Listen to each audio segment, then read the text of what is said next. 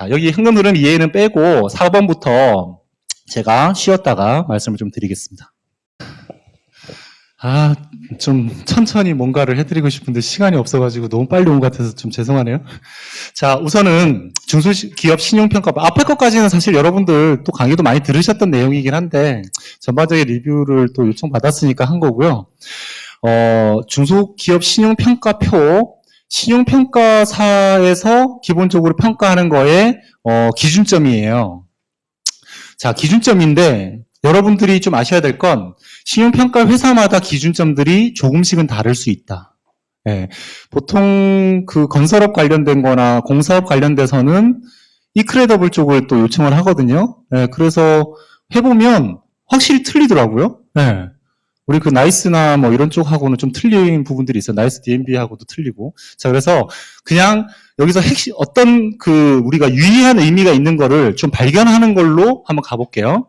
자, 재무상태표를 바라볼 때 안정성, 수익성, 활동성, 생산성, 성장성으로 이렇게 재무 항목과 관련된 부분을 보는구나. 자, 그러면 100점 만점에 총 자산 5억 원 이하, 아까 말씀드렸던 아주 소규모 회사들이겠죠. 35%, 35점을 이야기하는 거예요. 옆에는 55점, 65점으로 되어 있죠. 그죠? 외부 감사 대상 외 기업은 55점, 그리고 외부 감사 대상 기업은 65점으로 되어 있어요. 느낌 아시겠어요? 결국에는 소기업은 앞에서 말씀드린 것처럼 재무상태표가 영향을 35점밖에 못 준다라는 거죠. 비재무적인 것들에 파악이 되지 않으면 등급이 거의 밑바닥 수준으로 나갈 거다 생각하시면 돼요. 자, 그러면 또 그 업종을 크게 두 가지로 쪼개놨어요. 광업, 제조업, 건설업하고 도소매, 기타 서비스업으로 쪼개져 있어요. 크게 봤더니 부동산이나 기계 설비나 이런 유형적인 자산들이 있는 구조와 그렇지 않은 구조의 사업을 좀 분리시켜서 평가하는구나 라고 보시는 거죠. 그럴 수밖에 없는 게 같이 놓고 볼 수가 없죠. 자산이 없이 서비스업은 해야 훨씬 더 회전율이 좋아지는 거니까. 그런데 똑같은 기준을 놓을 수 없으니까. 자, 그래서 보면 자기 자본 비율 보면 그냥 5점, 6점, 6점, 6점인데 어쨌든 요 이하는 조금 놔두고라도 똑같네요. 사실은. 어떤 사업을 하든지 간에 자기 자본과 관련된 비율은 좀 비슷하구나 정도 보시면 될 것 같고, 자, 그 다음에 당좌 비율은 광업, 제조업, 건설업에서는 6%예요. 이게 6점이에요. 100점 만점에 6점. 6점을 외감하고 상관없이 보고 있는 거거든요. 그런데 도소매 쪽은 점수를 안 주네요. 그러니까 여러분들이 업종에 따라서 다르게 접근을 하셔야 되는 이 표를 여러분 어차피 프린트아웃 갖고 계시니까 사진 찍어서 핸드폰에는 저장을 해놓으셨다 잊어버리지 말고 생각을 하시라는 거죠. 당좌 비율은 현금 비율이거든요. 그죠? 도소매 기타 서비스업을 안 보겠다라는 거예요, 현금을. 근데 광업, 제조업, 건설업, 하드웨어가 있는 데는 현금을 보겠다라는 거예요. 무슨 의미일까를 여러분들이 이해하시는 게 중요하거든요. 여기서 현금 비율은 그냥 현금이 아니라 워킹 캐피탈 개념이에요. 사업을 하는 데서 현금 유동성을 얘기하는 거거든요. 그런데 왜 그게 필요하느냐면 제조를 하거나 무엇인가를 만들어야 되는 어떤 상황일 때는 돈이 있어야만 만든다라고 보셔야 돼요. 그런데 유통업은요, 그렇지가 않다라는 거죠. 진짜 유통을 잘하는 업체는 어떻게 하는 거냐면 아까 얘기한 거예요. 물건을 사와서 그냥 팔 거거든요. 내가 제조할 게 아니잖아요. 물건을 사와서 45일 있다가 줄게. 물건을 팔아요, 바로. 팔 상황일 때 가져올 거예요. 타이밍을 잘 맞추면 되잖아요. 쌓아놓으면 어떻게 돼요? 재고자산이죠. 재고자산이 돈이 묶이죠. 보관하려고 하면 어떻게 돼요? 보관 비용이 들어가죠. 돈이 계속 들어가니까 돈을 최대한 안 쓴다는 게 의미가 뭐예요? 여기서 오다가 왔어요? 그럼 여기서 빨리 갖고 와서 팔아버리기만 하면 문제될 거 없죠. 근데 그렇게는 안 되니까 물건을 갖고 올 때 45일 있다 줄게. 그리고 바로 팔 때 30일 안에는 돈 줘라는 구조가 되면 받아서 주고도 15일을 남기는 거죠. 그러면 그 15일을 남겼다는 것만큼 현금 유동성이 더 좋다라는 거죠. 그럼 그 현금으로 뭐예요? 더 많은 물건을 한꺼번에 어쨌든 더 싸게 규모를 키워나가면 할인율이 높아지거든요. 그렇잖아요. 내가 한 개 사는 거랑 큰 마트 가가지고 큰 거 산 거랑 가격이 다른 것처럼 그렇게 해서 내가 보유할 수가 있는 거거든요. 그래서, 당자 비율을, 도소매나 기타 서비스업에서는 점수 평가를 하지 않는다라는 거죠. 계속 회전을 시킬 거기 때문에 그 돈을 줄이면 줄일수록 좋은 거죠. 여러분들 계약하려고 할 때 광업, 제조업, 건설업 쪽하고 도소매, 기타 서비스업 어느 쪽이 쉬워요? 팀장님, 서비스업이 또 쉬워요? 단장님? 아니, 그러니까 쉬울 수 있어요. 능력 있으신 분이에요. 네, 쉬울 수는 있는데 제가 왜 얘기를 드리냐면 방금 얘기했던 대로 서비스업은요. 돈이 없어요. 돈이 없다라는 게 그 회사가 돈이 없어서 뭐 되게 열악하다는 얘기를 하는 게 아니라 돈이 있으면 어떻게 해요? 또 물건을 돌리는 데 써야 돼요. 기본적으로 서비스업이나 아니 뭐 서비스업은 빼놓고 도소매업 같은 경우에는 매출액에 비해서 이익률이 상당히 낮죠.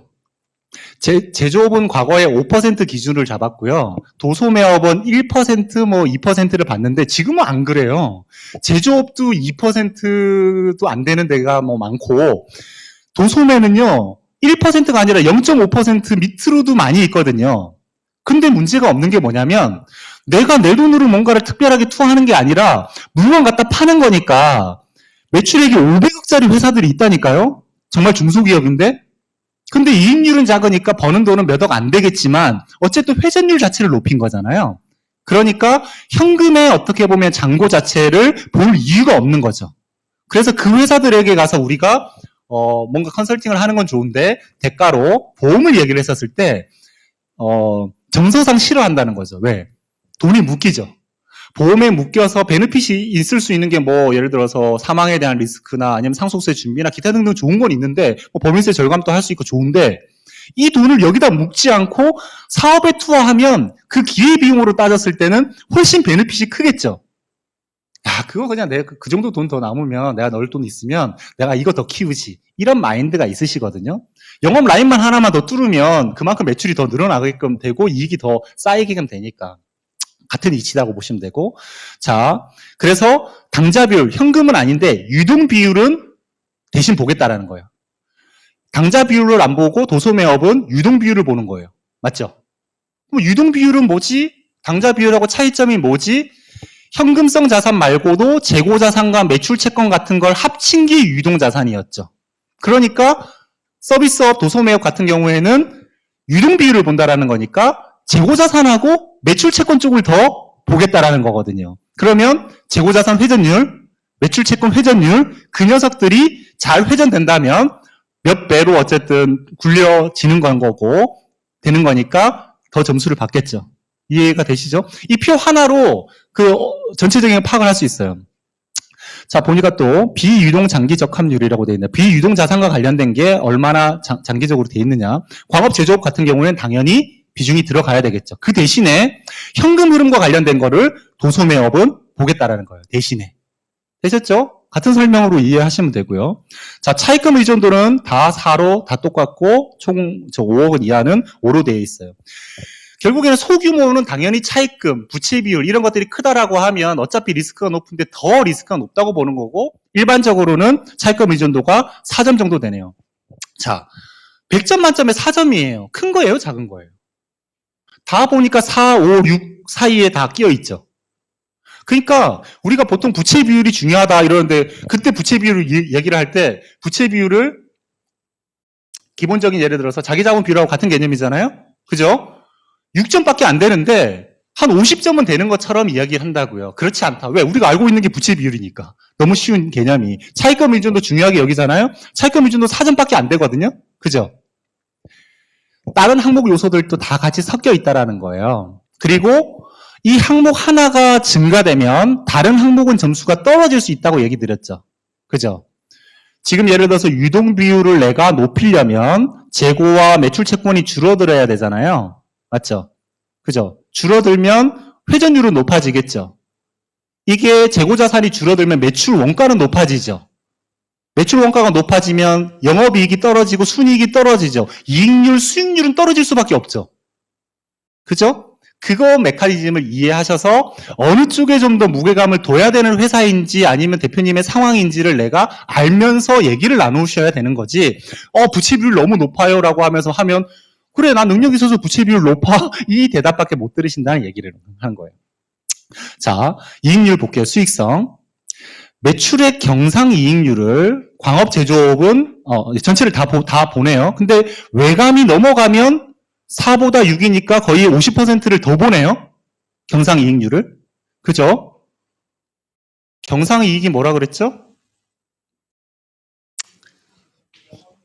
역시 집중력이 좋으세요. 네, 아까 딱 보면서 얘기 드렸던 걸 정확하게 기억하고 계시거든. 우리가 보세요. 매출액에서 매출 원가를 빼면 영업이익.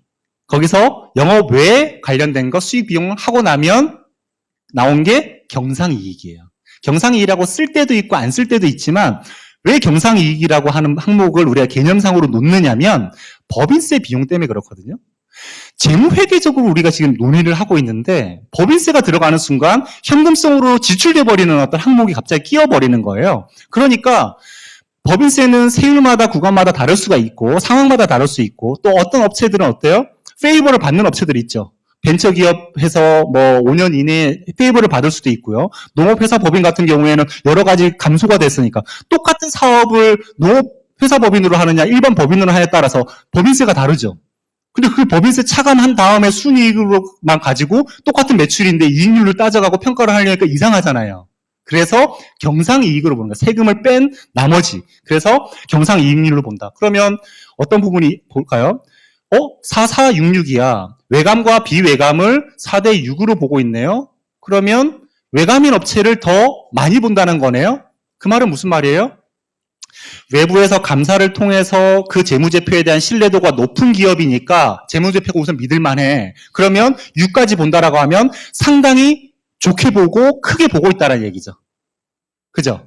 그래서 영업이익이 중요하지만 영업이익도 중요하지만 영업이익하고 경상이익이 큰 차이가 없는 구조인 회사를 더 중요하게 본다. 그건 제조든 비제조든 상관없이 그렇다. 그런데 외감이지 않은 회사는 자기들 마음대로 좀 손을 댈 수 있으니까 정도를 조금은 다른 거 비중만큼 좀 떨어뜨린다. 이렇게 느끼시면 될 것 같아요. 자, 그런데 밑에 보면 그러면 총 5억 이하는 매출액 영업이익률을 보내요. 그죠? 그죠?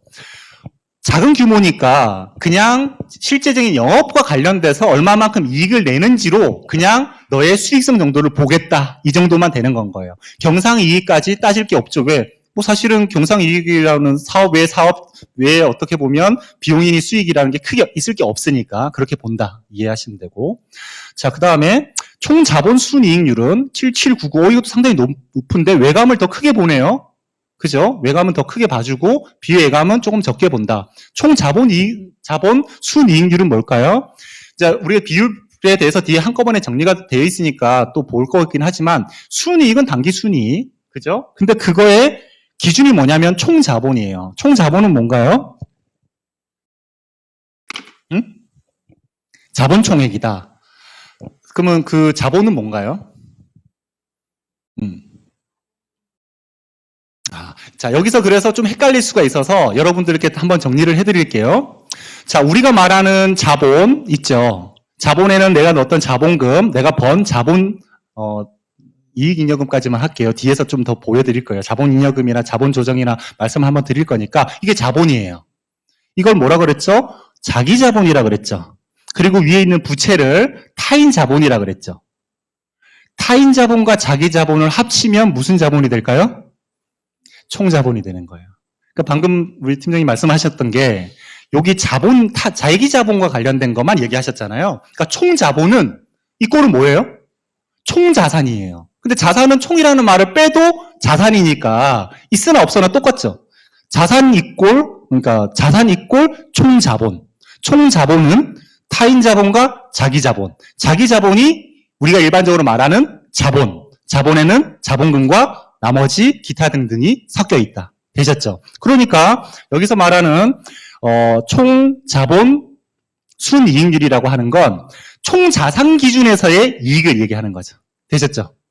왜 이게 중요할까? 이거죠. 총 자산의 개념은 어떤 개념이죠? 내가 이 회사를 운영해서 이익을 내기 위한 투하된 어쨌든 리소스죠. 자산인 거잖아요. 내가 이 사업을, 이 이익을 얻기 위해서 어쨌든 이 자원들을 얼마만큼 썼냐가 총 자산 순이익률일 거 아니에요. 그죠? 1,000억만큼의 자산을 가지고 써갖고 10억을 벌었다?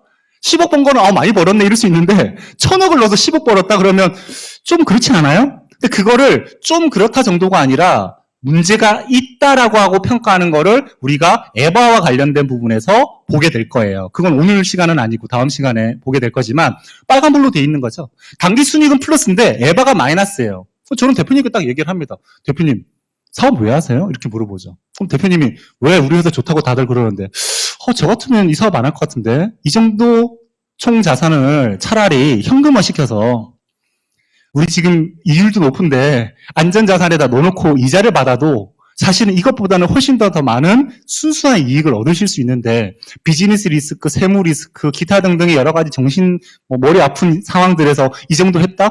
제가 볼 때는 좀 그런데? 이런 말을 던지는 게 문 닫자는 게 아니라 무엇인가를 개선해야 된다. 아니면 자산 규모를 줄이는 다이어트, 효율적인 자산을 제외한 나머지들을 정리해서 부채 부분을 정리하고 가볍게 만든다.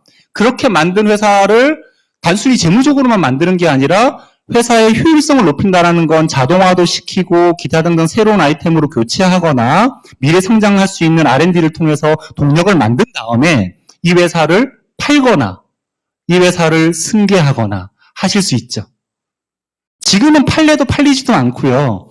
무겁기만 하지 규모만 그냥 있을 뿐이지 사업성이라는 게 존재하지 않는 거거든요. 그런 대화를 나누시는 거예요. 혼자서 대표님이 고민은 하고 계시지만 방향성을 모색을 못하고 계실 거라는 거예요. 자, 그래서 매출의 경상이익률로 본다. 그런데 작은 회사니까 똑같이 위에처럼 영업이익으로 보겠다. 매출의 영업이익률. 매출 영업이익 했고 총 자본 경상이익률. 그 다음에 순이익, 경상이익률로 본다. 자, 그 다음 이제 활동성은 회전율이겠죠. 활동이니까 회전을 얼마나 많이 돌렸느냐 개념이니까 그러면 우리가 매출 채권 회전율, 재고자산 회전율처럼 총 자본 회전율을 본다. 그게 44455니까 비슷하네요. 외감일수록 좀 더 한 단계 더 본다. 20%. 총 자본은 자산이라 그랬고 자산의 회전율이라는 의미예요. 회전율은 단순하게 생각하시기를 매출액 나누기 자산이라고 생각하시면 됩니다. 여기서 회전율 단어가 나오는데 재고자산 회전율이다. 매출액 나누기 재고자산. 그죠? 매출 채권 회전율이라 그러면 매출액 나누기 매출 채권. 되셨죠? 자, 그런데 뒤에서도 설명을 또 드리겠지만 우리가 손익계산서는요. 손익계산서는 우리가 플로우 개념이라고 하고 재무상태표는 스태틱 개념이라고 해요. 무슨 말이냐면 재무제표는 위에 보면 몇 년도 12월 31일자 기준 이렇게 딱 되어 있어요. 손익계산서는 어떻게 되어 있어요? 몇 년도 1월 1일부터 12월 31일까지 기간 개념으로 되어 있죠. 그러니까 기간 개념은 우리가 플로우라고 얘기하고 하나의 시점 개념을 스태틱 개념이라고 하거든요. 그러면 우리가 지금 비율로서 무언가를 보려고 하는데 기간과 시점을 가지고 비율을 함께 나누기를 해야 되는 상황이잖아요. 그러니까 애매하잖아요. 그죠? 그래서 이 스태틱 개념을 플로우 개념으로 바꿔줘야지 1년 기간에 해당되는 거에 비율을 구할 수가 있거든요. 이해되시나요? 이해 안 되세요? 되실 건데. 네, 되시는 거예요. 네, 그래서 요것만 아시면 모든 뒤에 있는 비율들이 한꺼번에 다 여기에 다 연결이 되는 거니까. 그래서 어떻게 하느냐면 플로우로 바꾸는 방법은 평균을 잡는 거예요. 자, 12월 31일자에 있는 금액 하나만 갖고 보게 되면 1년 동안에 뭐 변화가 되다가 밑에 있을 수도 있고 위에 있을 수도 있으니까 얘 인정하기가 좀 애매하다는 거예요. 근데 평균적으로 얼마가 있는지를 평균을 데일리든 뭐 아니면 만슬리든 계산해서 딱 평균을 쳤더니 그 금액을 그 기준으로 잡아버리면 오늘 잡으나 어제 잡으나 1년 기간 언제를 잡으나 그 금액이잖아요. 그러니 이 1년 동안의 매출액을 가지고 나누거나 할 때 개념이 나오겠죠. 그러면 평균은 어떻게 구해요? 원래대로라면 데일리하게 계속해서 그 잔액들을 합쳐갖고 365로 나누어야겠죠. 우리 평균 구하는 거는 할 줄 알잖아요. 네, 그쵸. 데일리하게 어떻게 그걸 다 뽑겠어요. 그래서 뭐 먼슬리로 할 수도 있겠죠. 힘들 수도 있고, 아니면 뭐 분기별로도 할 수 있고, 반기까지는 좀 그렇고. 그래서 평균을 어떻게 구하는지 판서는 원래 안 할 거였는데, 하는 척 하면서 판서를 한번 하면,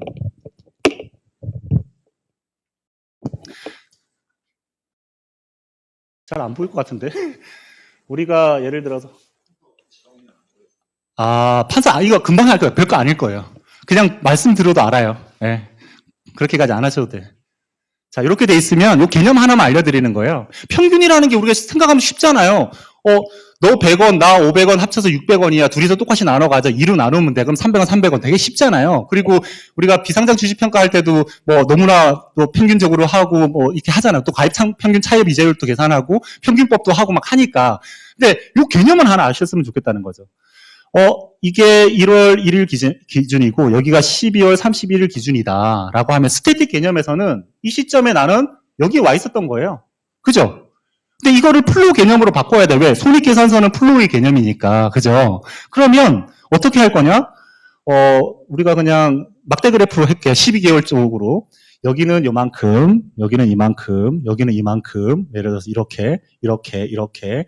이렇게 됐다고 해서 12개 갔다고 쳐볼게요. 그죠? 그러면 매달 거를 요거 얼마 다 더해요. 다 더한 다음에 나누기 12 하면 되죠. 평균이. 그죠? 근데 그 기록을 못 하니까 대신 뭘 하느냐면 이렇게 막대 그래프로 돼 있는 것 같지만 판서 안 한 적이 오래됐나 봐요. 이게 장난 아니네요. 이게 그래프 상으로 예를 들어서 이렇게 돼 있다고 참 해볼게요. 이렇게. 이거에 대한 평균을 어떻게 낼 거냐? 데일리하게 뽑았다, 아니면 시간별로 뽑았다, 아니면 초별로 또 뽑을 수 있는 거잖아요. 그죠? 평균을 뽑는데 어떻게 뽑느냐면 이 시점을 이렇게 그어요. 네? 얘하고 두 개를 더하고 2로 나누면 평균이 되는 거예요. 맞아요, 틀려요?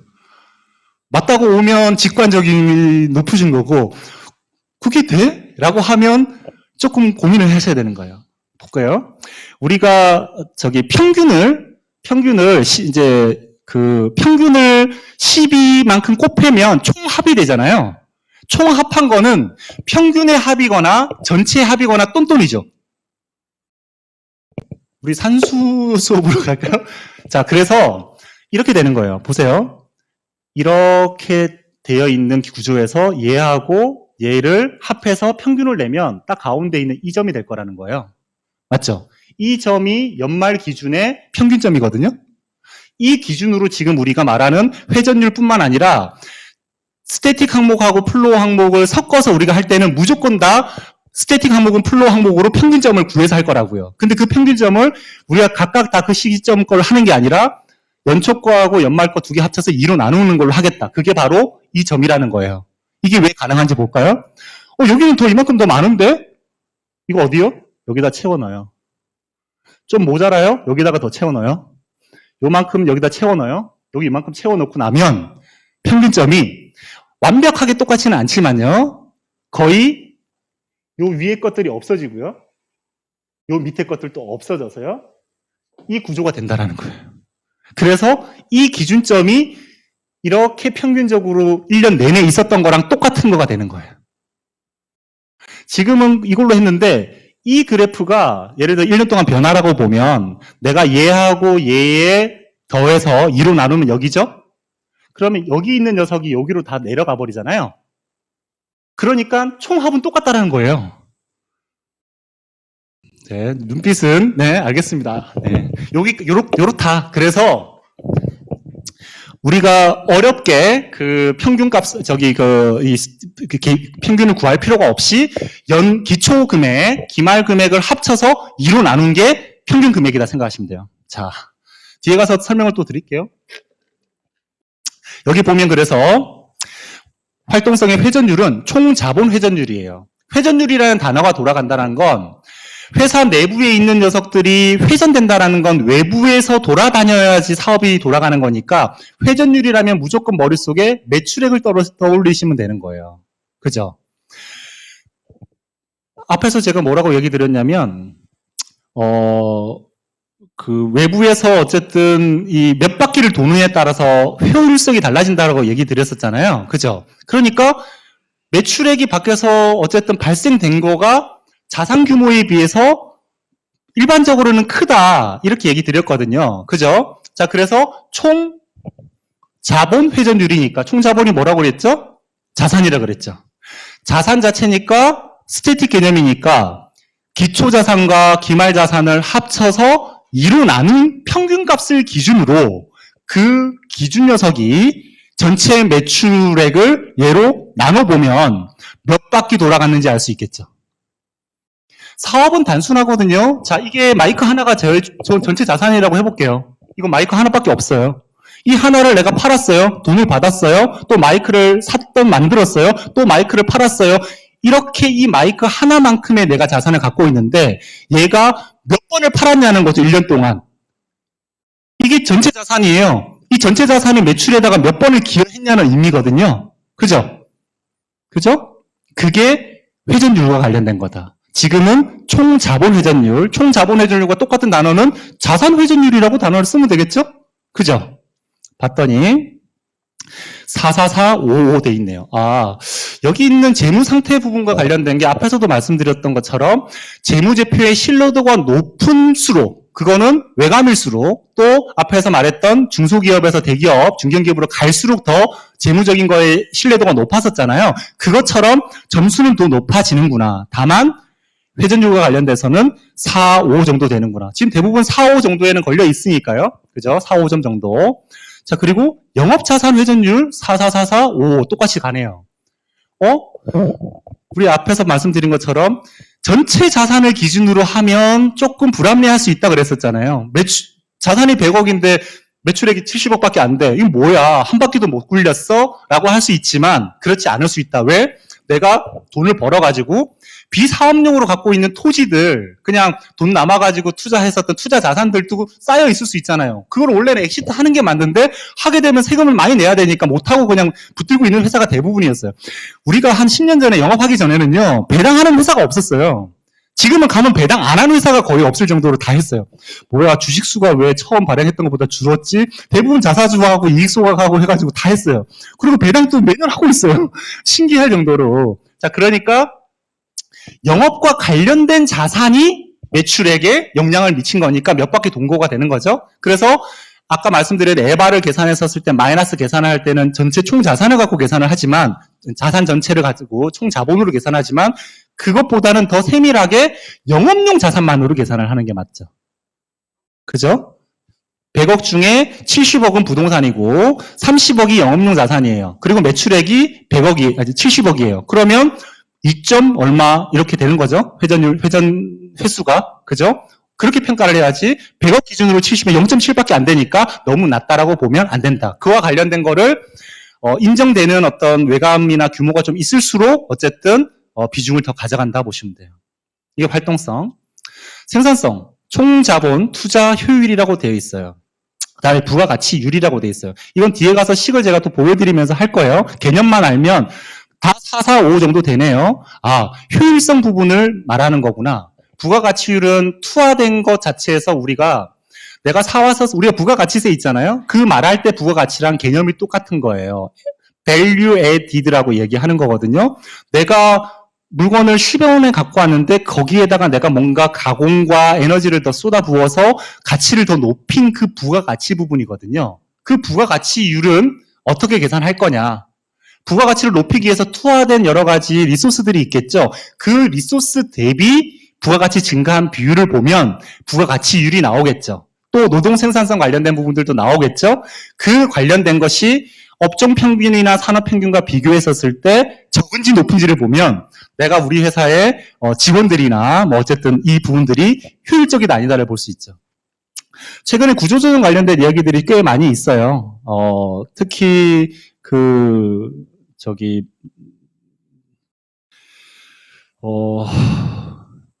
어디예요? 네, 생각이 안 나죠, 지금.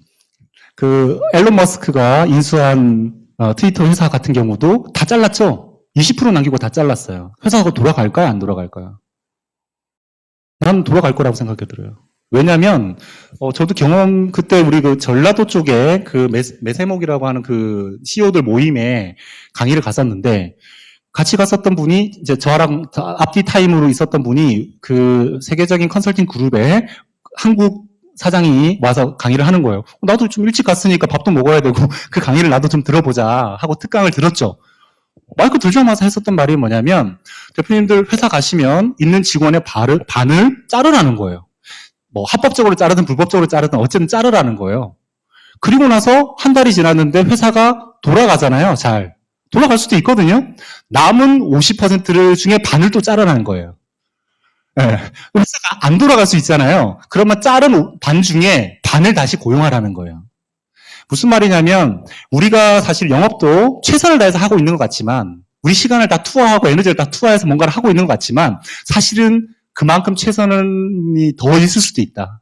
우리 생각일 뿐이다. 그러니까 직원들이 확실히 그럴 수 있거든요. 효율성 면에서. 그래서 근데 좀 자르거나 아니면 무조건 자를 수는 없잖아요. 극단적인 표현일 뿐이지만 그때 들었을 때는 말 같지도 않은 소리라고 했는데 지나고 보니까 저러지 않고 확인할 방법이 있을까라는 생각도 들더라고요. 그래서 이 비율들을 우리가 통계 비교 이제 수치하고 비교를 하면서 우리가 효율이 낮구나.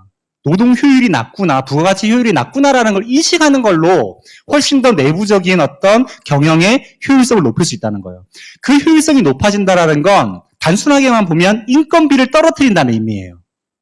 인건비율이. 인건비가 떨어지면 그게 매출 원가에 포함돼서도 떨어질 수도 있고 판관비에서도 떨어질 수 있으니 영업이익이 높아지는 개념이죠. 전체적인 수익성을 극대화시킬 수 있는 어떻게 보면 핵심 요소가 될 수 있습니다. 자, 그래서 성장성. 성장하는 거니까 증가율이겠죠? 그죠? 증가하는 건 총 자본과 매출의 큰 기준으로 가는데 봤더니 5억 원 이하는 자본 증가율은 신경도 쓰지 않겠다는 거예요. 매출액 증가율만 보겠다는 거예요. 결국에는 우리가 자본이라고 하는 구조, 자본금의 이익잉여금이 쌓인 거는 하나의 역사잖아요. 역사가 쌓여서 규모가 커진 개념이잖아요. 5억 미만 되는데 네가 10년을 했던 20년을 했던 그 역사에 대해서 신경 쓰고 싶지 않다. 아직 덜 컸다.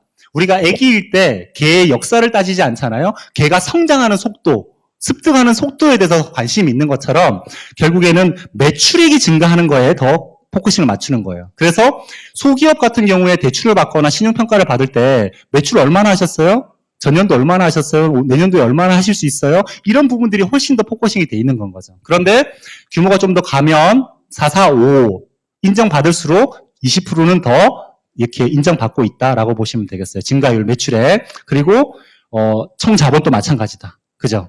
역사가 쌓이는 건 거니까. 자, 그러면 매출액은 그렇다 쳐요. 매출액은 증가할 수 있고 증가할 수도 있고 안 할 수도 있잖아요. 내 거래처는 딱 정해져 있어요. 시장은 거의 정해져 있고요. 그냥 꾸준한 매출인 거예요. 증가 안 한다고 해서 나한테 점수를 마이너스를 줄까요? 안 준다. 매출액은 유지되기만 해도 기본적인 점수가 들어간다. 그런데 매출 원가의 원재료비나 노동관계 비용이 상승할 수 있죠. 물가 상승하니까 최근에 물가 지수가 상당히 많이 높아졌잖아요. 미국 물가 소비자 물가 지수 9.5에다가 뭐 노동 지수도 장난 아니잖아요. 그렇게 올라갔으면 당장의 매출이 똑같아지는 것도 말이 안 돼요. 디스카운트 돼야 되는 거거든요. 왜? 매출액이라고 하는 건 내가 매출 원가 부분에다가 플러스 알파에서 이익을 얹은 건데 이익 규모를 줄이지 않고서는 똑같이 이익률을 가져간다라고 하면 매출 원가가 늘어났을 거거든요. 그러니까 매출액이 똑같은데 매출 원가는 증가했다라고 하면 이건 매출액이 떨어진 거랑 똑같은 효과라는 걸로 분석을 할 거라는 거예요. 단순하게만 볼 게 아니다라는 거예요. 맞죠? 그래서 매출액 그 증가율은 그냥 특별한 변함이 없으면 약간 이렇게만 움직여도 문제될 게 없지만 총 자본 증가율은 다르다라는 거예요. 총 자본은 자산 증가율이라는 의미라 그랬죠. 자산 증가를 하는 방법은 뭐다? 자기 자본 증가하거나 부채가 증가하거나. 자기 자본 중에서는 증가할 수 있는 요인이 뭐예요? 자본금 아니겠죠? 아니, 할 수도 있지. 자본금 더 넣을 수도 있지만 아니 처음 사업할 때 넣었던 돈 그리고 벌어가지고 사업을 해야지. 자꾸 내 돈 들어가면 개인이 갖고 있는 자산이 법인에 들어가서 개인의 자산이 법인의 비즈니스 리스크에 노출되는 거니까 안 좋다고요. 그러지 않기 위해서 주어진 제도가 뭐예요? 주식회사라는 제도고 내가 투자한 자본만큼만 어쨌든 리스크를 안으면 더 이상 리스크를 안 안아도 되는 게 주식회사의 좋은 점이었어요. 그러면서 거기에 여러 가지 제한 조건이나 많이 있다 보니까 유한회사라는 것도 만들어졌고 유한책임회사라는 것도 만들어져서 최근에 그런 부분들도 활용을 많이 하고 있잖아요. 더더욱더 유한책임만 지겠다라는 건데 거기에 자본금을 자꾸 넣는다?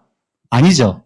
또 내 돈을 가수금으로 자꾸 넣는다? 그것도 아니다라는 거잖아요. 그죠? 그러니까 자본에서는 증가할 게 이익잉여금의 증가밖에 없을 거예요. 자, 부채 부분이 증가한다라는 건 자산이 증가하게끔 딱 필요한 상황일 땐 증가하지만 내가 회사를 1년 동안 운영하는데 필요한 어떤 단기 차입금과 장기 차입금을 구성을 해놨다라고 하면 얘도 변할 필요가 없는 녀석이에요. 매입 채무와 관련된 부분도 변화할 이유가 없는 녀석이에요. 내가 45일이라는 기간을 정해놨으면 그 기간 안에만 움직여져야 되니까 평균치가 유지가 될 거예요. 결국에 여기 있는 자산이 증가한다, 총 자본이 증가하는 건 이익잉여금의 증가 말고는 특별한 이유를 찾기가 어렵겠죠.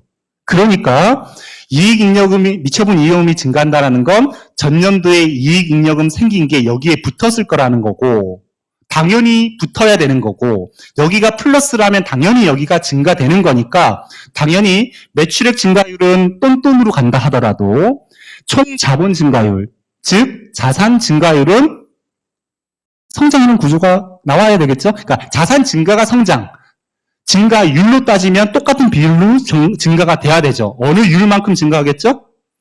이익률만큼 증가하겠죠. 총자산 이익률, 순이익률만큼씩이 여기에 더 증가하지 않겠어요? 네. 와 닿고 계신 분들도 있고, 좀 뭔가 왔다 갔다 하니까 복잡하다는 분들도 지금 눈빛이 다 보여요. 근데 이게 연결된다라고 하면 진짜 그 대표는 연결을 못하고 있을 수 있지만 감으로는 알거든요. 근데 그거를 이렇게 풀어서 대화를 할 수 있으면요. 그 대표는 그래서 내가 뭘 어떻게 했으면 좋겠어라는 이야기를 안 할래 안 할 수가 없을 거라고요. 예, 앞에 초기에 얘기 드린 것처럼 어떤 이슈를 가지고 우리가 부딪힐 수 있는 상황들이 아니고 내가 이걸 이해하면 할수록 그 과거에 뿌려놓던 분들 덕분에 우리는 훨씬 더 깊이 있는 영업을 할 수 있다. 전체적인 플랜을 짜줄 수 있어요. 마지막 지금 나이가 50이라 하더라도 30년 후에 20년 후에 10년 후에 가업 승계를 할지 승계받을 자녀가 없으면 M&A를 할지 하기 위해서는 회사의 지금 현재 가치가 진짜 판매될 수 있는 가치로 변할 수 있도록 그 길을 만들어 나가고 가는 과정에서 신용평가와 금융비용을 써야 되는 거니까 은행에 대한 그 평가 기준들 그런 것들을 맞추어 나갈 수 있는 기본 틀이니까 특별한 우리가 회사에서 돈을 엑시트하거나 세금을 세이브하거나 하는 거하고 상관없이 함께 성장할 수 있는 구조가 되죠. 지속적으로 관리할 수 있고 관계가 될 수 있으면 파생적으로 우리는 소개를 받기가 좋다고요. 또 소개해주고 싶어 안달이 나실 거예요, 대표님들은. 자, 그래서 오늘 학습은 상당히 그래서 어쨌든 결론은 비외감은 55점 그리고 외감은 65점. 대기업으로 간다라고 하면 아까 90점까지도 갈 수 있다 얘기 드렸어요. 맞죠?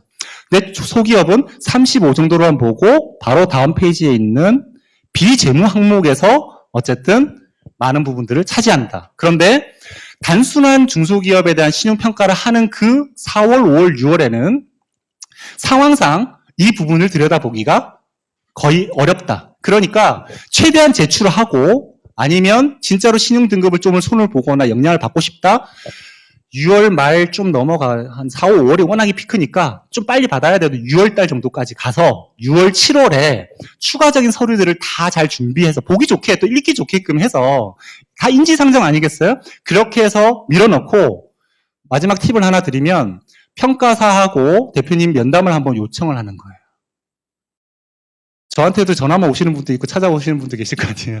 찾아오면 기억하겠죠. 전화만 오신 분들은 알겠죠. 찾아오란 말 절대 아니에요. 찾아오시면 안 되고. 어찌됐건 와서 같이 보고 그럼 돌아가고 나면 얼굴 보고 갔으니까 명확하게 봐야 되겠죠. 보게 될 때 어필할 수 있는 무기가 있을 때 보여줘야지 부정적인 게 있는데 더 자세히 보게끔 해서는 안 되겠죠. 그러니 앞에 말씀드렸던 부분을 꼼꼼하게 챙기는데 그 내용들이 어떤 건지 한번 볼게요. 성장 전망. 5억 이하니까 성장이 더 중요하죠. 나머지는 성장은 이미 되어 있고 안정성이니까 그보다 반이라는 거죠. 비중 자체가. 매출액 추정 매출액 영업이익률 수익 전망이에요. 아니 5억원 이하가 지가 매출액도 얼마 안 되는데 내가 연봉이 3천만 원이야. 네. 4천만 원 되는, 4,500만 원 되는 순간 50%의 연봉이 증가했어요. 그죠? 근데 내가 연봉이 3억이야. 한 5천만 원 증가해봤자 비율적으로는 얼마 안 됐잖아요. 그러니까 금액의 기주가 작으니까 추정 매출액에 대한 영업이익률 자체는 그렇고 일반적으로 2점 정도씩 준다.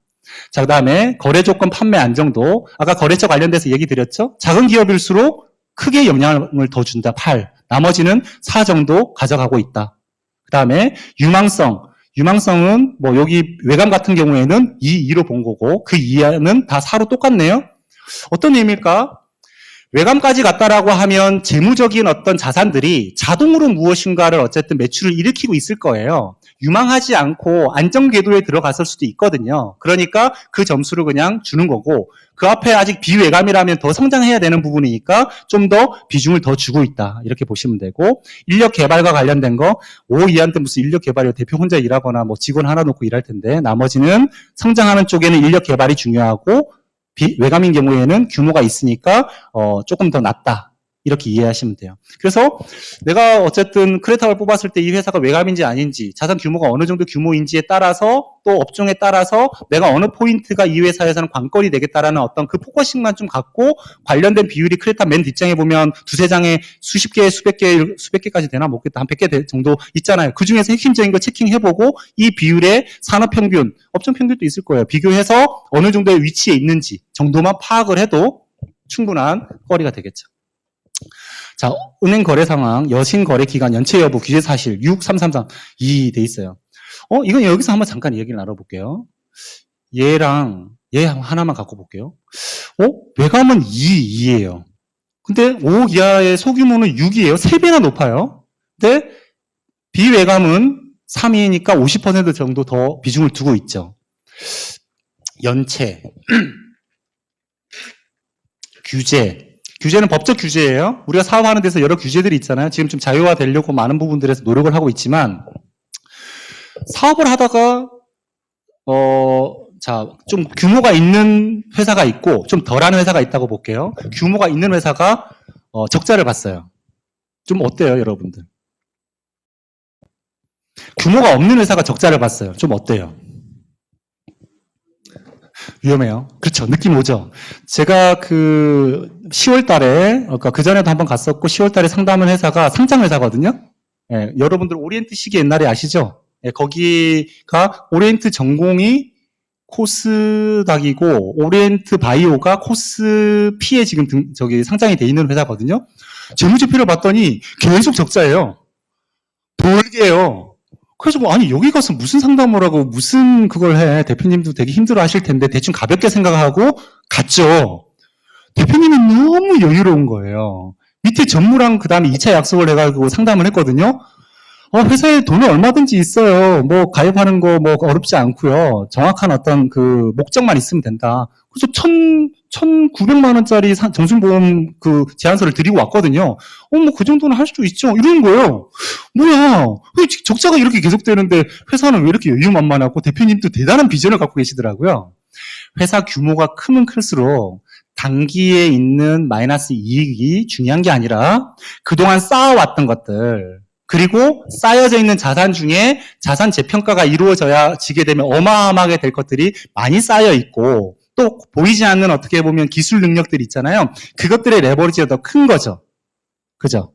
그래서 이 규모가 커지면 커질수록 그 기업들을 평가하는 다른 요소들이 존재하지 라는 생각을 가지면서 이걸 보게 되면 여신에서 연체나 아니면 여기에 밑에는 없네요. 앞에 재무적인 부분에서도 이익률 자체도 사실은 바로 어떤 시행평가에 영향을 미치지 않는다. 그러니까 규모가 커지면 커질수록 안정성 측면에서 왜 성장할 게 아니니까 이익률은 당연히 떨어지고 매출액도 그냥 유지가 되는 것만 적당하다. 조금 떨어진다라고 해도 이익률만 유지하면서 이익 규모만 유지하고 있다라고 하면 매출액이 줄어드는 상황에 비해서 내 원가 자체도 잘 관리를 해서 유지를 하고 있구나라고 좋은 평가를 받을 수 있다.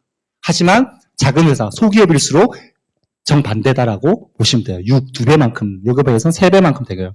자, 업력은 소기업일수록 당연히 오랜 기간에 대한 의미가 5고 나머지는 2로 그냥 기본 평균인 거예요. 이게 왜 그 또 외감이나 규모가 좀 커질수록 업력 문제가 자꾸 이렇게 크게 안 두느냐면요. 회사가 어느 정도 커졌어요. 외감을 갈지 말지 깔딱깔딱 하고 있어요. 우리 개인 사업자도 세무검증제도에 포함될 만한 상황에서 따까따까딱 하면 뭐 해요? 회사를 하나 더 만들어가지고 와이프 이름으로 회사를 내는 방식도 하고 이렇게 하잖아요. 그죠? 법인도 외감을 갈 회사인지 안 갈 회사인지, 가도 될 수 있다고 생각하는지, 가는 게 불합리하다고 생각하는지 있을 수 있죠. 대표님 생각에는 제3자가 와서 나는 잘못한 건 없지만 와서 건드리는 게 그냥 싫어. 아니면 와서 뭔가를 건드리면 뭔가가 잘 안 될 것 같으면 외감을 안 가야겠죠. 그러면 다른 회사 하나 만들어야 되잖아요. 그죠? 또 내가 외감으로 가서 훨씬 더 신인도가 높아져서 내 거래 자체가 더 원활해질 수 있을 거다라고 하면 나는 외감으로 가야 되겠죠. 자, 그런데 여기에 보면 외감위는 2인데 앞에는 5예요. 외감은 2예요. 다른 거에 비해서 급격하게 차이가 나고 있죠. 왜 그러냐면 업력과 관련돼서 얘기 드리는 건데 자회사가 만들어지는 거예요. 사업 분할이 이루어지게 돼 있어요. 예전에도 제가 그 기업 분할과 관련돼서 승계 플랜 해서 제가 강의를 한 적이 있는데 찾아보시면 있어요. 어딘가 뒤져보세요. 그때도 말씀드린 것처럼 일정 우리가 사업을 할 때는 규모의 경제가 발생해서 합쳐졌었을 때 시너지가 나는 구조들이 있어요. 그런데 어떤 상황일 때는 분리시키는 게 효과적일 때 있어요. 그거를 규모의 경제라고 안 하고 비규모의 경제라고 얘기를 해요. 분리시킬수록 효과적이다. 그러니까 이 사업 부분을 떼서 하나의 사업체로 만들었을 때 빠른 의사결정과 또 투자자들 입장에선 이 전체에다 투자하려고 하면 투자했던 돈이 여기에만 투자됐으면 좋겠는데 다른 데도 같이 투자가 될 거니까 싫어서 투자를 안 하거든요. 분리시켜서 회사를 만든다고요. 그럼 얘는 업력이 어떻게 돼요? 이제 태어난 갓난애기예요. 갓난애기인데 강호독인 거예요. 네, 갓난쟁인데 힘이 장사해야 이런 애인 거죠. 태어날 때부터. 그러니 업력 부분의 점수를 높여놓을 필요가 없다. 왜? 다른 걸로 다 평가가 이루어져서 할 수 있다는 의미예요. 경영 형태의 능력이네요. 경영 형태는 소유와 분리가 돼 있느냐 안 돼 있느냐 이 부분과 관련된 부분인데 우선은 3, 2 이렇게 돼 있지만 적은 기업일수록 당연히 소유하고 경영자가 같은 거라고 보고 갖는 게 맞다라고 보는 거죠. 자본금 1억에 매출 5억 하는 회사, 자산 규모 한 5억밖에 안 되는 회사가 투자자는 따로 있고 주주는 따로 있고 내가 경영자라고 하면 어떻게 봐주겠어요? 내 사업 결정도 내가 하고 그에 대한 책임도 내가 질 수 있을 부분을 더 요구하겠죠. 경영 전략도 작은 기업이니까 더 많은 계획과 기획이 필요하고 규모가 좀 커지고 안정성으로 갈 때는 그냥 유지 전략이니까 좀 경영 전략이라고 하긴 그렇다. 경영자 능력도 4, 2로 되어 있어요. 이게 평가 입장에서는 어쨌든 안정성 위주로 해서 평가를 하는 거니까 저렇게 보지만 제가 봤었을 때는 경영자 능력이 그 회사를 좌지우지하거든요. 네. 근데 일정 규모 이상만 되면 바지 사장들처럼 진짜 능력 없는 사장들이 많아요. 그래서 사장이 아니라 부사장이 거의 경영 전반을 관리를 하고 대표는 어떻게 보면 그냥 도장 찍어주는 정도의 역할만 하는 경우도 사실 좀 많이 있어요, 사실은. 근데 진짜로 요즘 같은 위기 상황일 때는 그 대표이사가 어떤 비전을 가지고 어떤 방향으로 전체를 리딩을 하느냐에 따라서 전체에 어떻게 보면 효율성이 달라지거든요. 자, 그래서 여기서는 어쨌든 규모가 어느 정도 이렇게 좀 커지면 이 정도로만 보고 있지만 제가 볼 때는 경영자 능력도 좀 중요할 것 같다. 노사 관계도 마찬가지다. 노사라고 할 것도 없거든요. 근데 예를 들어서 총자산 5억 이하인데 노조가 있다 이러면 그냥 아웃이죠. 나머지는 그냥 평균 2 정도 가고 있고 근로조건 5억 이하에는 근로조건이라는 것 자체가 없고 나머지는 평균 점수 2를 주고 있는 거예요. 이 전체를 다 합쳐서 총자산 5억 원 이하는 65점, 그리고 나머지 45점, 그리고 외감 기업은 35점으로 해서 앞에 말씀드렸던 재무 항목 점수와 비재무 항목 점수를 합쳐서 총 100점을 기준으로 지금 나열되어 있던 항목들의 점수가 있고 그 점수를 볼 수 있는 비율들이 있겠죠. 비재무적인 거라 하더라도 어느 정도 비율로 변환이 되게끔 돼 있어요.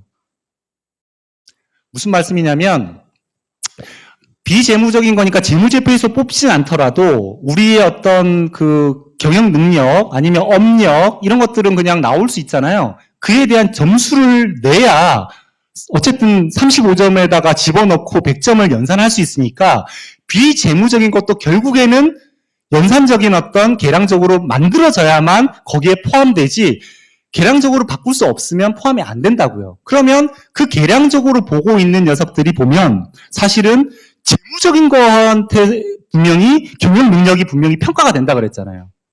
그러니 이 밑에 있는 점수를 올리는데도 재무적인 부분이 영향을 미친다. 그럼 결론은 뭐냐? 평가자 입장에서도 비재무적인 부분은 검토하기가 만만치 않아서 평균 점수를 기준으로 해서 그냥 일정적인 어떤 알파 정도를 준다. 제출한 서류들을 보고 또 성장도 받았네, 인증도 있네, 특허도 있네, 사업화 계획도 있네, 내년도 추정 매출 계획도 있네, 있으니까 알파 점수를 주는 정도.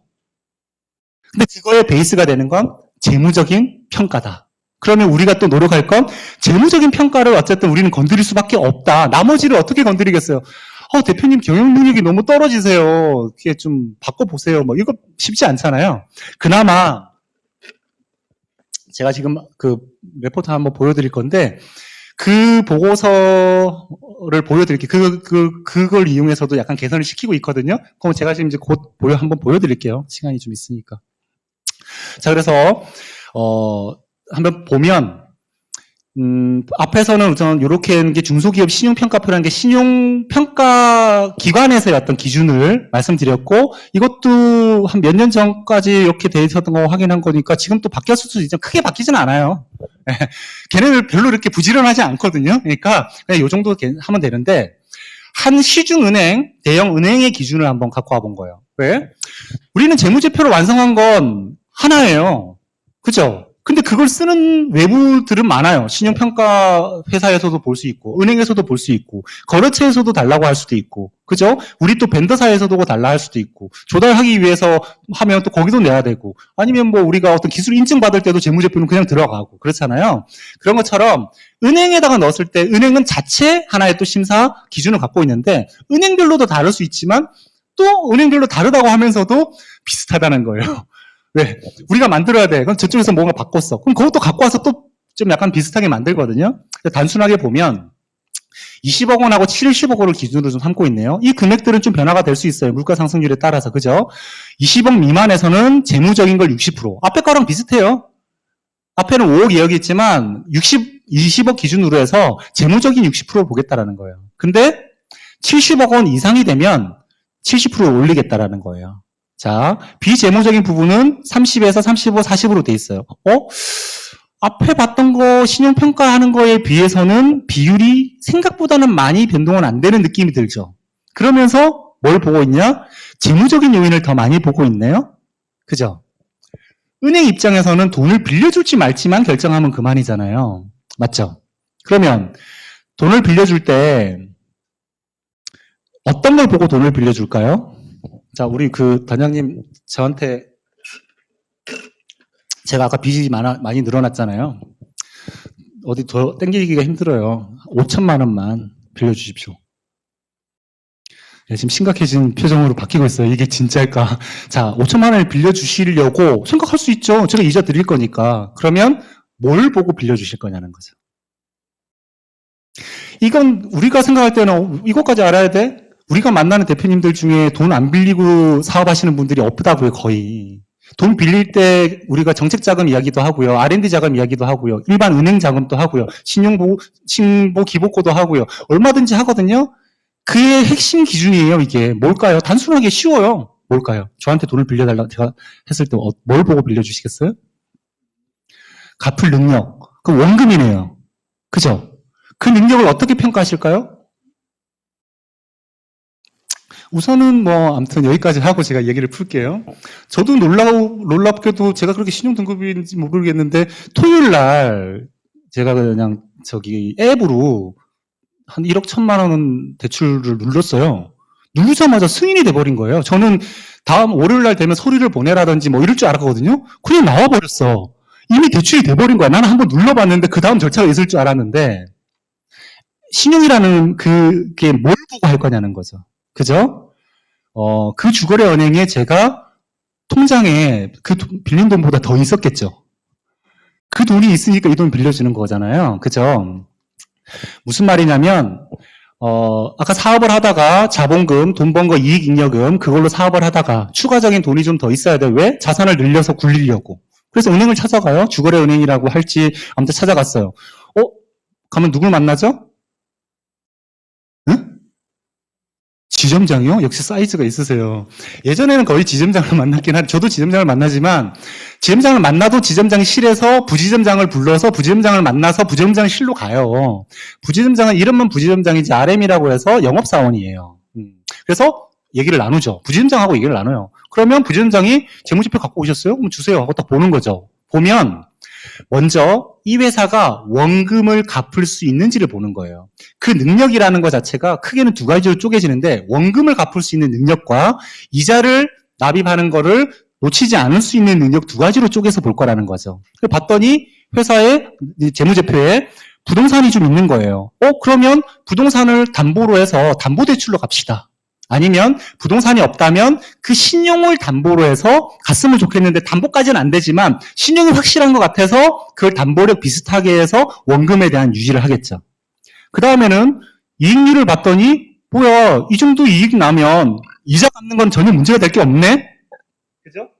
그래서 대출이 나가겠지만, 회사 설립한 지 아직 얼마 안 됐고, 아직까지 부동산도 없고, 담보될 것도 없고, 자산 규모가 없어요. 이익률은 좀 나와요. 그리고 이익률은 좀, 매출액은 좀 더 계속 늘어날 것 같긴 해요.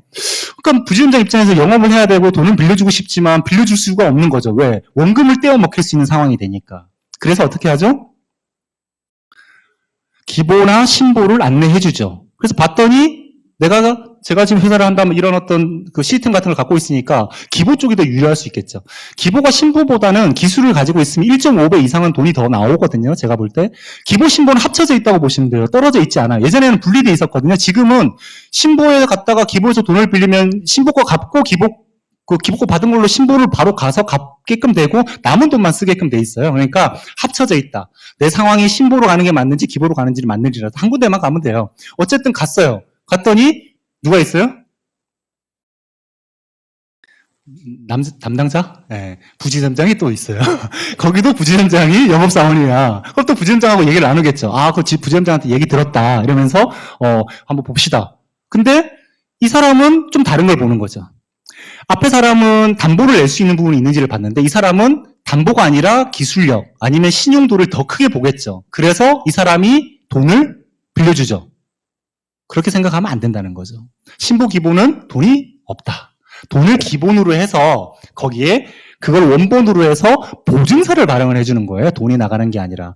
그래서 보증서를 주면 그걸 들고 원래 은행에 가면 그 부지점장한테 주면 부지점장은 영업하고 싶었는데 보증이 없었는데 보증서를 갖고 온 거죠. 그러니 이제는 원금에 문제가 없고 이자 능력은 있으니까 돈을 내주죠. 돈은 은행에서 나간 거예요. 기보신보에는 돈이 빠져나간 게 없어요. 그냥 그게 원본으로 그냥 펀드에 그대로 있고 운용하는 거고 그걸 근본 베이스로 해서 보증서만 발행하는 거죠. 그래서 내가 돈을 못 갚으면 은행에서는 보증서를 들이밀어서 보증기관에서 돈을 대신 은행에 갚아주니까 전혀 리스크가 없죠. 그리고 나서 보증기관에서는 저한테 구상권을 청구해서 다시 돈을 회수하려고 노력을 하겠죠. 거의 회수 못하는 경우들도 많지만 자 그래서 은행에서는 어쨌든 돈을 빌려줄지 말지를 결정하는 쪽에 포커싱이 돼 있으니까 비재무적인 것들도 중요하긴 하지만 재무적으로 방금 얘기했었던 요소들이 되는지 이자를 낼 수 있는 영업이익률이 나오는지 그 다음에 뭔가를 갚을 수 있는 원본이 되는 자산 규모가 되는지 내 돈을 빌려가서 운용자금으로 쓸 건지 시설자금으로 쓸 건지 시설에 들어간다면 그 시설이 앞으로 보증이 될 수 있는지 담보가 될 수 있는지 이런 것들이 될 거다라는 거죠. 그래서 은행에서는 구성률이 좀 다르다. 자, 그래서 좀 더 구체적으로 앞에 있는 거랑 비슷하지만 수익성, 안정성, 유동성, 구제 상환 능력적으로 보는데 이거를 이렇게 20억 미만, 아까 20억원에서 70억 미만, 70억 이상으로 쪼개었을 때 이거 합산을 해보면요. 10, 20, 30, 40, 52, 67, 80, 90, 100 계산을 너무 빨리 했나요? 10, 15 여기까지 하면 30, 48, 60, 70, 100 맞네요. 이제 맞네요. 어쨌든 요걸 100으로 놓고 어쨌든 요 항목들을 본다라는 거예요. 그런데 20억하고 70억 사이하고 70억 이상하고 약간 차이가 어느 정도 되는지만 한번 느껴볼게요. 20억 미만일 때는 매출액 총이익 대 비유동자산 비율 이렇게 보고 있어요. 매출액 총이익 대 비유동자산 비율. 비유동자산을 투하해서 얼마만큼의 또 매출 총이익이 나온지를 보고 있는데 20억만 넘어가도 자본금 순이익률을 보고 그 다음 70억이 넘어가면 총자본, 투자 효율이죠. 그러면 이 투자 효율을 뭘로 쓰는가는 그때마다 선택하면 돼요. 당기 순이익도 될 수 있고 순이익도 영업이익도 될 수 있으니까 총자본은 자산이죠. 그죠? 여기는 매출액, 여기는 자본금, 여기는 총자본으로 움직이고 있네요. 그 말은 20억 미만일 때는 아까도 앞에서 말씀드린 것과 똑같죠. 매출액 규모가 중요하고 매출액의 성장이 중요하다. 20억 정도 넘어가고 70억 사이에는 얼마만큼의 내 돈을 넣어서 투자를 하고 있는지를 좀 중요하게 보겠다. 근데 70억이 넘어가는 정도가 되면 내 돈의 규모는 당연히 줄어들 수밖에 없죠. 남의 돈으로 계속해서 더 쌓이게 될 테니까. 남의 돈이라는 게 꼭 차입금만 존재하는 게 아니잖아요. 매입 채무도 증가하니까 부채가 증가하니까 남의 돈 개념에 타인 자본의 개념이 더 늘어날 거잖아요? 아니에요? 우리 앞에서 설명했었던 거예요. 여기까지는 이제는 바로 좀 들어오시면 좋겠어요. 그래서 총자본 투자 효율로 간다. 자기 자본 비율이 떨어지고 부채 비율이 높아져도 70억 이상 되는 회사에 대해서는 좀 이제 헐겁게 볼 수 있는 눈이 된 거죠. 남의 돈 갖고 있다고 해서 문제될 게 없는 걸로 보겠다라는 그 관점을 이해하셔야 된다. 자, 그 다음에 수익 비용을 앞에서는 봤다라고 하면 이자 비용 대 총 비용 비율로 보겠다. 이자 비용 대 총 비용 비율로 보겠다라는 거예요. 더 높이 갈수록. 무슨 말이냐? 전체적인 총 비용들 중에 이자 비용이 차지하는 거. 그게 금융 비용의 비율이잖아요. 결국에 얼마만큼 금융 비용의 비율을 쓰느냐는 우리가 이제 재무관리적으로 봤었을 때 ROE, ROA 개념이 있고 그 다음에 투자 수익률 개념이 있잖아요. 그죠? 그 투자 수익률을 계산을 할 때 IRR이라고 있거든요. 그 내부 수익률을 계산을 할 때 할인하는 할인율이 뭐냐면 WACC라고 해서 우리가 보통 WACC 이렇게 표현하거든요. Weighted Average Capital Cost라고 해요. 캐피탈 코스트는 금융 비용이고 금융 비용은 방금 말씀드렸던 이자 비용 플러스 한다면 배당까지도 포함하지만 내가 배당 안 받으면 그만이니까 이자 비용이겠죠. 시장에 있는 어쨌든 이자 비용 그 개념이거든요. 그러니까 그걸로 할인한 내 수익률과 내가 내는 이자 비용 부분하고 비교를 했었을 때 이자 비용은 15%를 내고 있으면서 IRR 자체는 12%라고 하면 손해보고 있다는 거죠. 내가 지금 이자를 6% 아까 바뀌었다. 내년도 초에 6%라고 그랬잖아요. 6%를 하면서 나는 여기에 자산 증가율 자체가 5%밖에 안 되면 매년 나는 계속 까지는 개념이 될 거 아니에요. 그런 개념으로 요 뒤에 부분들은 크면 클수록 보고 있다 이해하시면 되는 거예요. 자, 안정성 부분은 다 똑같고 차입금 비유동상 대 차입금 비율. 근데 차입금 대 자기자본 비율로 좀 바뀐다. 자, 그 다음에 유동 비율, 순부채 담보 비율, 순부채 담보 비율. 좀 작은 데는 그냥 유동 부채 비율, 유동 부채랑 자기자본 비율인데 순부채 담보 비율이라고 돼 있어요. 가면 갈수록 뭐냐라고 하면 순부채라고 하는 거 보니까 총 부채에서 이익 잉여금만큼을 뺀 거예요. 무슨 말이냐면 보세요. 우리가 부채 자본이 있고 자산이 있어서 상대 계정으로만 생각을 했는데 자본하고 부채하고 서로가 연관될 수 있다라는 거죠. 무슨 얘기를 제가 하냐면 자산의 구성을 파악을 해봤더니 영업 자산들이 쭉 있고 유휴 자산들이 있어요. 그게 유동성 있는 자산일 수도 있고 아닐 확률은 뭐 부동산밖에 없을 것 같고 현금성 자산이 이만큼 여력이 남아있는 거죠. 워킹 캐피탈로 쓰지 않아도 되는 돈이 남아있어요. 저는 그거는 비효율적이라고 보거든요. 회사에서 그 돈을 가지고 투자를 마음대로 할 수 있냐면 그렇진 않아요. 회사에 운영을 해야 되는 건데 그걸 막 주식 투자하고 막 이러면서 손해보고 할 수는 없잖아요. 그 돈은 개인화 시켜야 되니까 그 돈을 어떻게 할 거냐는 거죠. 내 미처분 잉여금을 줄이는 데 쓴다? 배당을 한다는 의미고요. 원금을 빌려온 돈이 있는데 그 돈을 갚겠다? 그러면 부채를 줄이겠다는 의미잖아요. 맞죠? 그러니 여기 있는 여력에 있는 현금 비율은 그러니까 항상 변하는 거니까 이 현금 비율보다 더 의미 있는 숫자가 뭘까요? 똑같지는 않지만 우리가 보통 재무제표 보고 실수하고 가는 요소예요. 미처분 잉여금만 보고 가잖아요. 미처분 잉여금이 자산에 어떻게 잘 묻어져 있으면 미처분 잉여금이 100억이라도 돈을 배당할 수 있는 돈이 아닐 수도 있는 거잖아요. 그렇지만 어쨌든 이 유유가 생겼다라고 하면 미처분 이익 잉여금만큼이잖아요. 이 금액이 위에 있는 부채하고의 비율, 순부채 비율. 그러니까 순부채에서 내가 이익잉여금으로 다 돈 갚는 거에 쓰겠다. 이걸 갚는다고 해서 이게 없어지고 이게 없어질 수는 없어요. 여기는 현금이 줄어들고 그냥 부채만 줄어드는 개념이 될 거지만 어쨌든 그 규모를 비교하는 거죠. 그래서 순부채, 그냥 차입금과 관련된 데에서 내 이익잉여금을 뺀 거, 그거를 순부채라고 얘기를 해요. 그 순부채만큼이 유형자산 대비 얼마나 되는지를 70억 이상에는 보겠다라는 거예요. 그러니까 더욱더 안정성 부분을 규모가 커질수록 보겠다라는 의미인 거거든요. 여러분들 이걸 뭐 계산을 다 해가지고 적용하실 건 아니지만 이해도를 이렇게 높이면 회사 재무제표를 보면서 계산해보고 싶으면 계산도 해보고 계산되어 있는 비율은 뒤에 보면 나오고 그 비율을 보고 내가 이 회사를 가보지도 않고 가본다고 알 수 있는 것도 아니잖아요. 가기 전에 훨씬 더 이 회사를 더 많이 이해할 수 있다는 의미로 보시면 돼요. 자, 현금 비율은 똑같고 이자 보상 비율도 똑같이 어쨌든 되어 있네요. 이게 재무평가. 비재무평가는 앞에서 이야기 드렸던 내용들인데 산업위험도 있고 뭐 기타 등등 별반 다른 거는 거의 없네요. 뭐 거의 이거 읽어보시면 돼요. 여기 보면 세평, 그 다음에 업력, 규모. 세평은 세상에서 평가를 어떻게 하고 있느냐라는 의미인 거예요. 레푸테이션 책이에요. 생각보다 레푸테이션 책이 되게 중요해요. 특히 경영자 라인들, 우리 또 저기 뭐 M&A, 그 다음에 우리 CEO로 우리가 이제 움직이거나 이렇게 될 때도 레푸테이션 책이 되게 중요하거든요. 그리고 직원만 옮겨가도 그래요. 직원이 한 명 어디로 우리 그 증거사로 또 옮겼거든요. 그리고 바로 레푸테이션 체킹에 들어와요. 그 직원에 대한 뭐 상사, 동료들한테 개인적으로 연락이 막 와요.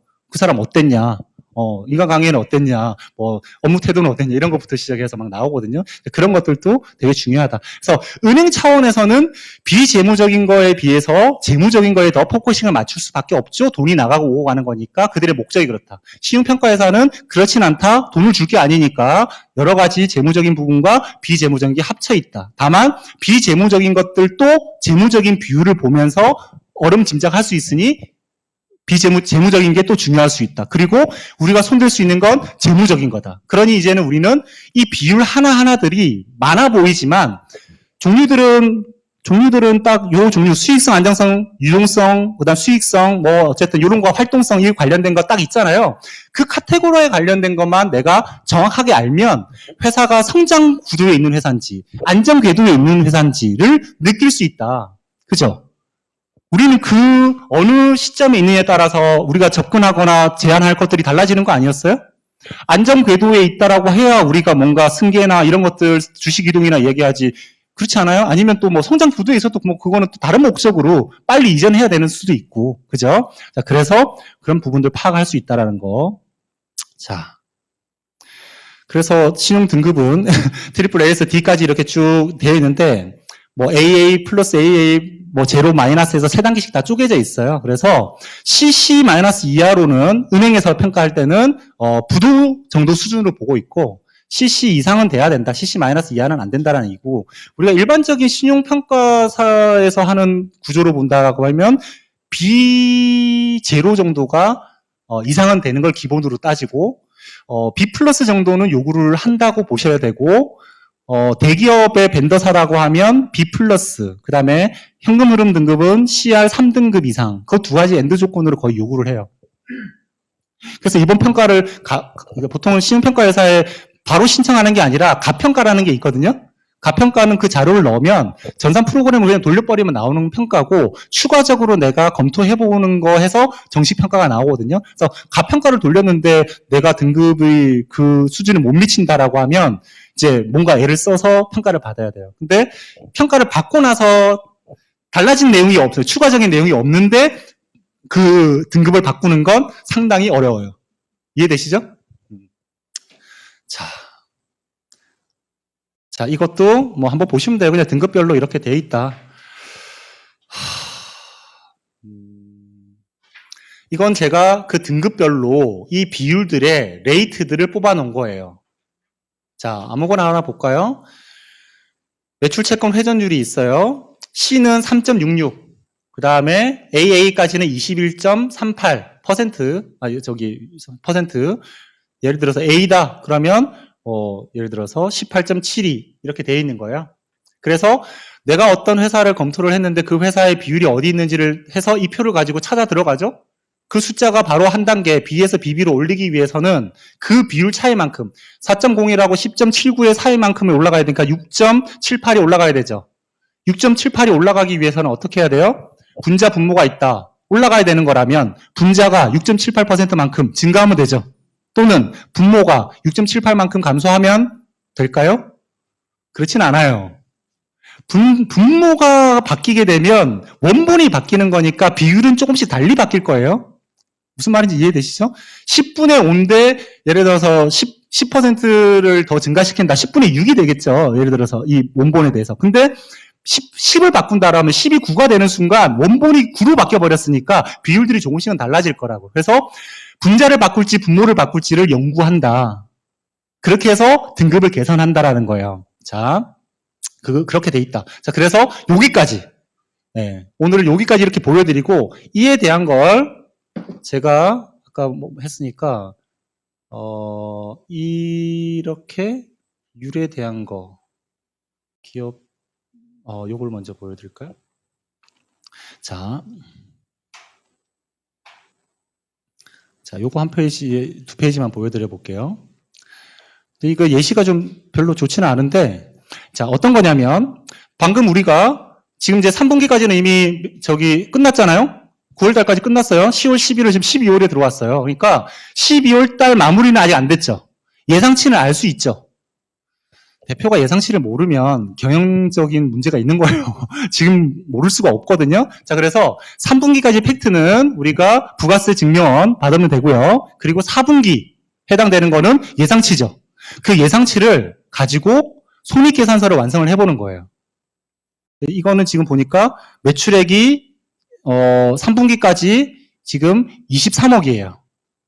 그리고 7억만큼이 더 4분기에는 예상되고 있어요. 합쳤더니 30억이 된 거죠. 됐죠? 그리고 분명히 우리가 지속성이라고 그랬으니까 작년의 비율하고 올해도 지속된다는 가정을 하는 게 문제될 건 없고 유지를 하는 게 더 좋다고 그랬잖아요. 그 기준으로 해서 우리가 쭉 했더니 하필이면 이 회사는 지금 그전에도 마이너스였던 회사라 마이너스가 돼버렸어요. 근데 이제 플러스 되면 플러스가 되겠죠. 이게 예를 들어서 플러스로 바꿔볼게요. 당기순이익이 예를 들어서 7억이다 해볼게요. 그러면 이 7억이 올라가서 미처분명금의 7억이 더 플러스 되겠죠. 그죠? 그러면 재무상태표도 완성이 되겠죠? 맞죠? 이게 결산은 3월 달에 할 건데 지금 미리 결산을 해보는 거예요. 그 결산 해본 거를 가지고 비율을 다 돌려봤던 거죠. 하필이면 샘플이 지금 회사가 마이너스인 회사라서 좀 그렇긴 한데 어쨌든 해봤더니 첫 번째 안정성 지표에서 부채 비율은 D등급, 그 다음에 유동 비율은 또 이렇게 올라가 있네요. 네, 당좌 비율은 BB 이렇게 돼 있어요. 어쨌든 BB를 BBB로 바꾸고 싶은 거예요. 근데 이건 너무 좀 숫자가 갭이 좀 큰데 이 밑에 걸로 해볼게요. 비유동 장기적 합률로 볼게요. BB를 BBB로 바꾸려고 해요. BB가 89.29예요. 제가 방금 앞에 보여드렸던 표에서 BB 등급이 89.29가 BB에 해당된다고요.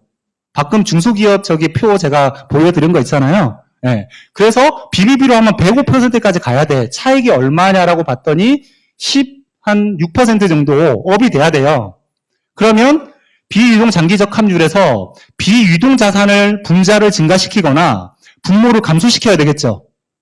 분자를 증가시키면 5억 3천만 원만큼 비유동 자산을 증가시키거나 자본 플러스 비유동 부채 부분을 5억 600만 원만큼 감소시키면 이 등급이 이렇게 바뀐다고요. 우리가 등급을 어쨌든 알고 파악을 하는 것까지도 좋은데 오늘의 어쨌든 첫 출발이 신용 등급과 관련된 거니까 그 항목에 대한 점수를 우리가 한 등급을 바뀌겠다라고 하면 이 정도 변화다라는 거를 우선은 알 수 있다라는 거죠. 근데 이 정도 변화시키는 게 실제로 우리가 노력해서 한다라고 하면 가능한데 지금 이제 20일밖에 안 남았잖아요. 20일 안에 이만큼 변화시키려면 약간 분식 냄새도 좀 날 수 있고 억지스러울 수 있으니까 그것까지 하는 거는 안 할 거면 내년도에 그러면 노력하자. 그죠? 가능하죠. 노력하고 나면 건강해질 거예요. 그 후년도에 신용평가를 받을 때는 증가가 돼 있는 상태가 될 거잖아요. 그래서 좀 더 현실적인 걸로 해놓은 게 똑같은 건데 5%만 계산하겠다는 거예요. 네, 너무 앞에 16% 너무 무리하니까 5%를 계산하면 어떻게 되느냐? 방금 아까 이것저 89%에서 98%. 그래도 좀 숫자는 되네요. 한 9% 정도 증가시키면 된다. 그러려면 분자인 비유동 자산을 1억 5천만큼 증가시키거나 자본 플러스 비유동 부채를 1억 6,900만 원만큼 감소시키면 5%만큼은 좋아진다. 그러면 이렇게 모든 항목과 관련돼서 지금 수익성도 마찬가지고 수익성, 활동성 다 똑같이 그렇게 구조를 해놨거든요. 예를 들어서 그러면 그만큼을 내가 재고자산 회전율을 23인데 25점 이걸로 하는 게 5% 계산한 거야. 그러려면 매출 원가를 1억 5,400만 원만큼 증가시키거나 매출 원가를 재고자산을 600만 원만큼 감소시키거나 이거는 어떤 액션을 할 수 있는 거잖아요. 우리 연말에 하기로 했던 부분들로. 그러니까 이런 의사결정을 해야 되는데 내가 얼마만큼을 해야 이 등급이 좀 될지를 가늠할 수 있어야 되지 않겠냐는 거죠. 그죠? 그래서 이거를 지금 만들어 놓은 거는 가결산 보고서라고 해놓은 거예요. 왜? 지금 결산이 아니니까 가결산을 하는 거잖아요. 그래서 여러분들이 예를 들어서 제가 요 다음 페이지에 있는 요 표, 이게 요약 재무제표죠? 크레탑에 있는 재무제표에 그냥 요약을 해놓은 거예요. 요 재무상태표, 손익계산서, 요 부분을 제가 여러분들이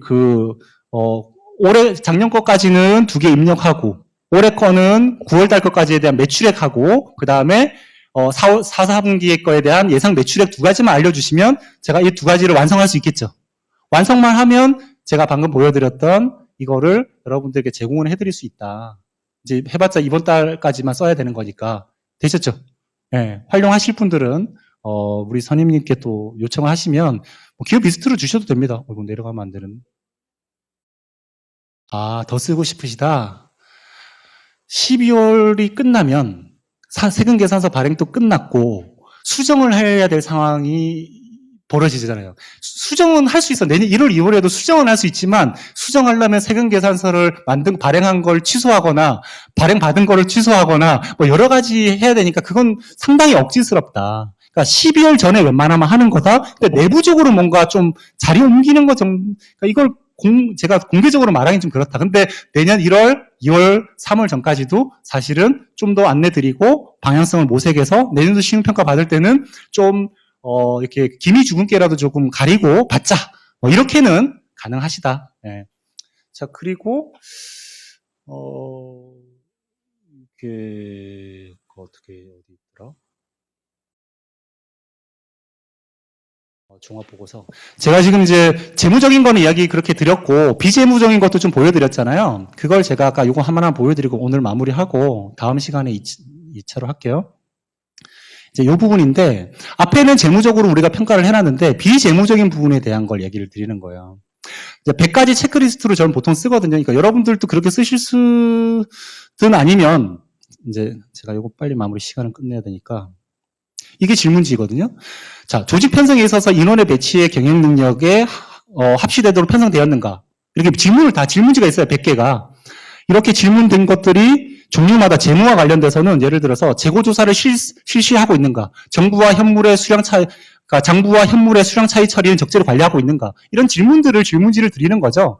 이렇게 질문을 한 것들이 종류마다 있는 거죠. 생산 라인과 관련돼서는 생산 계획과 판매 계획, 구매 계획, 예상 계획, 외주 계획 등과 조정 계획이 충분히 이루어지고 있는가, 질문한 거에 대한 대표님이 체킹하신 답변이에요. 우리도 건강검진 받으러 가면 체크리스트 주는데 내가 담배 피는데 담배 안 핀다, 술 매일 먹는데 안 먹는다 체킹하면 그걸로 나올 수밖에 없는 거잖아요. 그러니까 이게 무슨 어디서 평가를 받아서 점수를 해서 어디 들이미는 게 아니라 나를 체킹하는 거니까 거짓말할 필요가 없듯이 이것도 대표님들이 거짓말할 이유가 없는 거예요. 근데 제 경험상 체크리스트를 드리잖아요. 한 30분이면 다 하실 수 있는 체크리스트인데 3일이 있어도 안 줘, 열흘 있어도 안 줘요. 왜 안 주냐고 얘기하면 좀만 기다려보래요. 한 문장 한 문장을 읽으면서 스스로에게 질문을 던지는데 내가 경영자로서 자질이 있는가, 처음엔 자괴감에 빠지기 시작하는 거예요. 이런 것까지 원래 해야 되는 거였나? 그러면서 공부가 되는 거예요. 학습도 되고. 그러면서 그러니까 이거 하나만 알려준 것만으로도 경영 수업이 됐다고나 할까? 부족하면 다른 책을 공부를 하시고 인터넷에 뒤져서라도 공부를 하시거든요, 대표님들은. 왜? 지 새끼 키워야 되는 상황이니까. 그래서 이 결과치를 가지고 받아가지고 한 결과치가 내용들이 위에 있나 밑에 있나? 잠깐만요. 어디 있는지를 모르겠네. 이렇게 해서 별참이구나 이게. 그렇지. 그러면 위에 있겠지.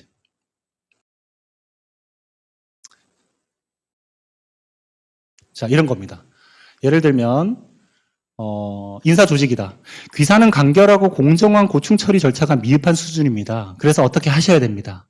귀사의 현장의 관리자, 감독자의 직원들의 고충을 탐지하고 해소하는 능력이 미흡합니다. 어떻게 해야 됩니다.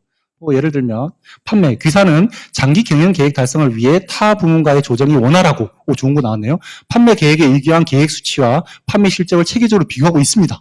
좋은 것도 나왔네요. 좋은 거면 더 잘해라. 이런 걸 거고. 생산, 외주업체 관리 프로세스는 합리적으로 관리되고 있다. 더 잘해라. 이런 걸 거고. 재무다.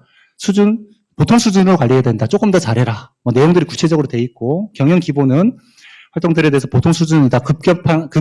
급변하는 환경 변화에 좀 더 능동적으로 대처해라. 이런 것들. 이렇게 기본적으로 10가지 그 비재무적인 항목과 관련돼서도 체크리스트를 받아서 결국엔 경영 조언을 하고 있다. 그러면 우리가 오늘 어쨌든 주요하게 얘기 드렸었던 것 자체가 신용과 관련된 건데 재무와 비재무가 있다. 재무와 관련된 건 우리가 비율 분석을 통해 가지고 등급을 다 파악을 했고 등급마다 개선되는 부분들의 목표를 설정했다면 비재무적인 것도 경영 능력을 향상시킬 수 있죠. 대표님께 또 이런 것들 말씀드려도 좋고 이 지금 방금 보여드렸던 거는 또 제가 매뉴얼로 설명을 지금 말했던 것처럼 다 좀 자세하게 또 해놓은 자료가 있어요. 공부하시고 싶으신 분은 또 그걸로 공부하세요. 네, 그러면 대표랑 얘기 나누면서 진짜 경영 컨설팅을 하실 수 있어요. 그 대화가 마무리되고 나야 회사를 앞으로 어떻게 하실 건지, 승계할지, M&A 할지, 어떻게 할지, 아니면 문을 닫을지. 청산을 한다 해도 그냥 문 닫는 게 아니거든요. 잘 만들어서 청산해야 세금을 줄일 수 있잖아요. 그러니까 그런 얘기를 나눌 수 있게 되면 기간 그 전에 우리가 갖고 있었던 여러 가지 이슈들 나름대로 알고 있는 것들 있죠. 그런 것들 자사주가 됐건 뭐가 됐건 활용해서 우리가 플래닝을 할 수 있다는 거죠. 그래서 좀 기본적인 이해도를 높이시라고 오늘 말씀드렸습니다. 우선 요 뒤에 부분 남은 거랑 또 부실 관련된 거, 그 다음에 기업 가치와 관련된 거는, 두 번째, 세 번째 그 시리즈로 좀 더 계속 이어서 할 생각이니까, 공부를 해보시도록 하시죠. 고생하셨습니다. 여기서 마치겠습니다.